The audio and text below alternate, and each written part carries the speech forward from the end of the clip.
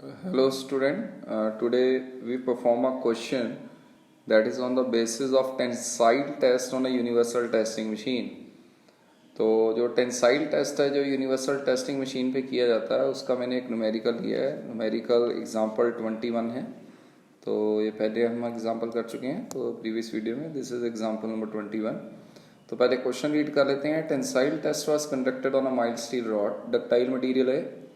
तो ये data given है इस टेस्ट के लिए. जो डायमीटर ऑफ स्टील रॉड है वो 30 mm है. जो लेंथ है गॉज लेंथ जो बेसिकली रॉड की होती है वो उसकी एक्चुअल लेंथ ही होती है. जो एक्चुअल लेंथ है वो 200 mm है. लोड इलास्टिक लिमिट तक 260 किलो न्यूटन है. एक्सटेंशन दिया है 150 किलो न्यूटन पर इतना. यानी ये जो एक्सटेंशन है ये विद इन इलास्टिक लिमिट ही है. ये देखो इलास्टिक 260 है तो ये 150 यानी इससे कम है, यानी विद इन इलास्टिक लिमिट ही है. ये जो चेंज इन लेंथ है वो 0.2 mm है. लोड की जो मैक्सिमम वैल्यू है 400 किलो न्यूटन दी है. टोटल मैक्सिमम एक्सटेंशन टूटने से पहले वो 60 mm है. Diameter of the road at the failure जो फेल होने पर डायमीटर 22 है. जो एक्चुअल कितना था 30 था. तो हम इसको आगे परफॉर्म करते हुए तो सबसे पहले जो हमने इसमें परफॉर्म करना है वो Young's modulus of elasticity calculate करना है.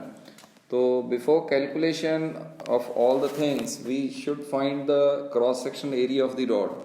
तो सबसे पहले हम एरिया कैलकुलेट करेंगे. एरिया कैलकुलेट करने के बाद चीज़ सारी जल्दी से निकल जाती हैं. तो सॉल्यूशन में सबसे पहले एरिया ऑफ रॉड निकालते हैं.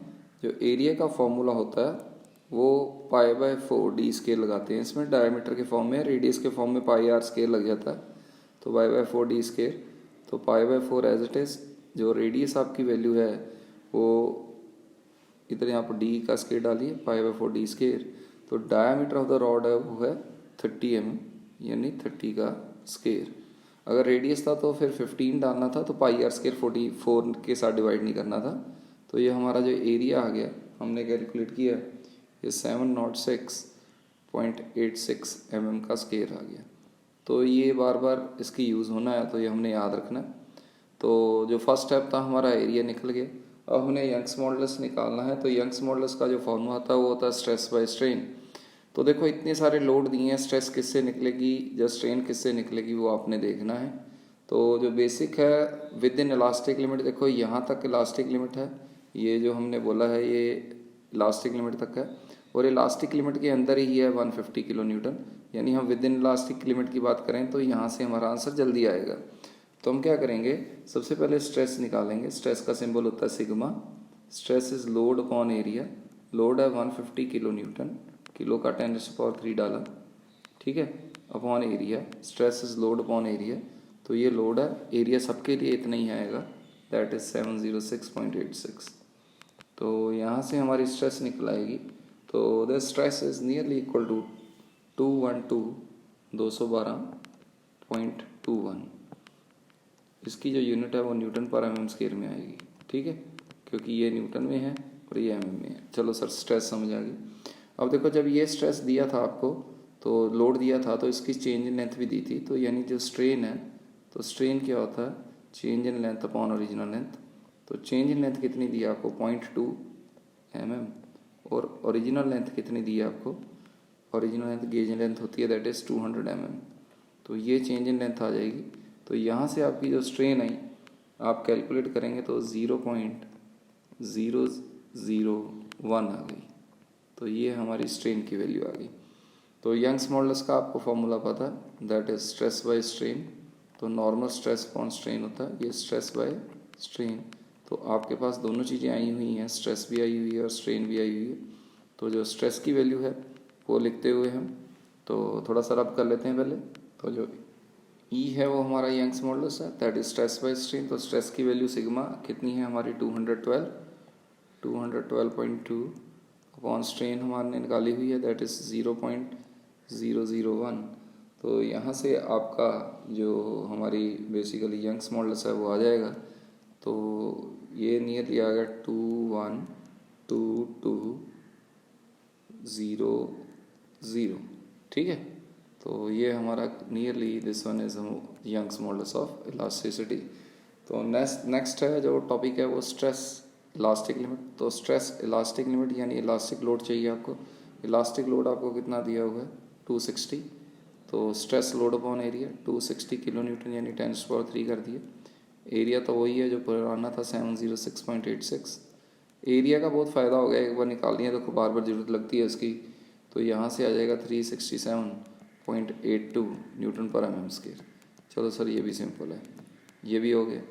हमारे दो पार्ट हो गए, यंग्स मॉडुलस भी आ गया और स्ट्रेस भी आ गया। अब परसेंटेज इलॉन्गेशन, तो जब परसेंटेज इलॉन्गेशन की बात करेंगे, पहले ये रब कर लेते हैं।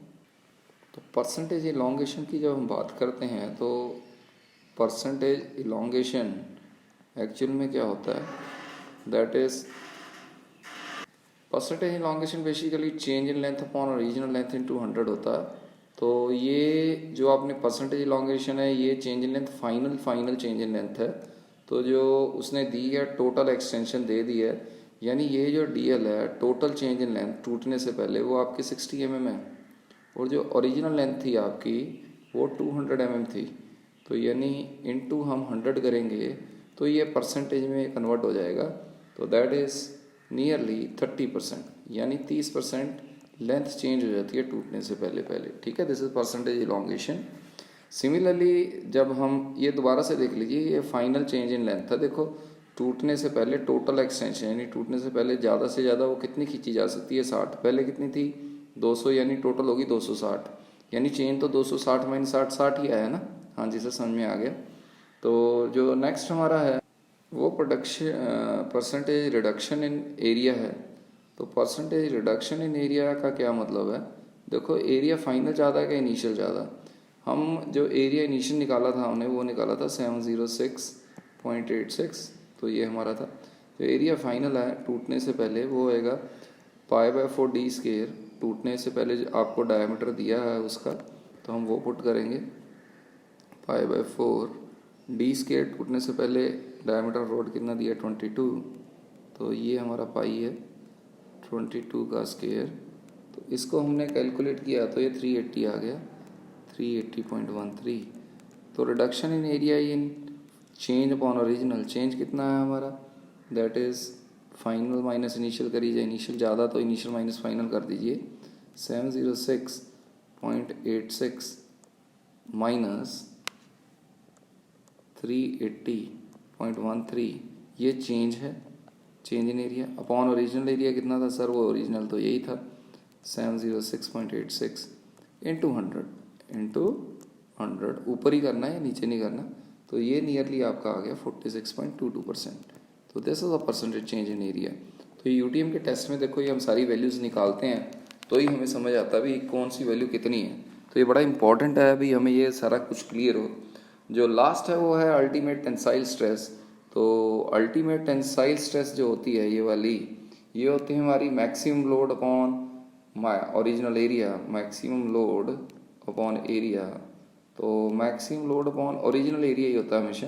मैक्सिमम लोड देखो यहाँ पर क्वेश्चन में दिया है, दैट इज़ 400 किलो न्यूटन, यानी 400 इंटू 10⁻³ एरिया आपको मालूम है वो यही लग रहा है दोबारा 706.86 ओरिजिनल एरिया ही आता है। तो ये नियरली आ गई आपकी 565.88। तो देखो मैंने आपको ये इसकी वैल्यू भी कैलकुलेट कर दी हैं। तो ये सिंपल ही थी ये न्यूमेरिकल। तो आपको ऐसा एक छोटा सा एग्जांपल देता हूँ, वो आपने न्यूमेरिकल करके मुझे कमेंट में भेजना है, ठीक है। तो स्टूडेंट ये आपके लिए एक बैक पेज पे एक न्यूमेरिकल है, तो इसके मैंने सॉल्यूशन के मतलब आंसर दिए हुए हैं सारे। तो ये आपने चेक करने हैं, देखो सेम क्वेश्चन है वैसा ही है।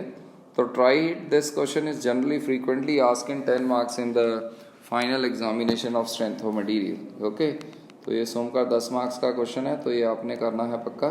तो मैं चाहूँगा ये आप पूरा कीजिए। Okay, thank you students.